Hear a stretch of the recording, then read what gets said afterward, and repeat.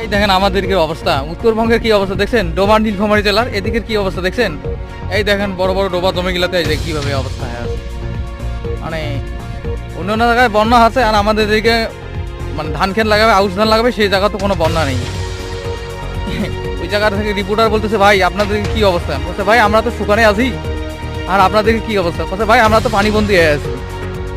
এই দেখেন আমাদের দিকে মানে এমন অবস্থা, মানে ওই যে ধান খেত লাগাবে, এই যে হালকা পাতলা পানি, মানে এই পানি দিয়ে মানে অনেকক্ষণ চাষবাস করা খুব মুশকিল হয়ে যায়। এই দেখেন এগুলো জায়গাতে এমন ধান আবাদ হয়, খুব ভালো আবাদ হয়। মানে এদিক সব মানুষ অটো আগারে, কিন্তু এমন হয়ে গেছে যে এই জায়গায় কোনো পানির কোনো ব্যবস্থা নেই।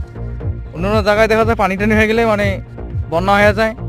আর আমাদের উত্তরবঙ্গে যারা বসবাস করে তারা জানেই যে মিশার একটু পানি হয়ে গেলে মানে হয়তো 2-4 দিন একটু পানিবন্দী হয়ে থাকে, তারপর আবার স্বাভাবিক হয়ে যায়। এই যে মানুষ পাড়া দাগবে, যে পাড়ার গাছে কি অবস্থা হয়ে আছে বুঝছেন, এই আমাদের উত্তরবঙ্গের অবস্থা।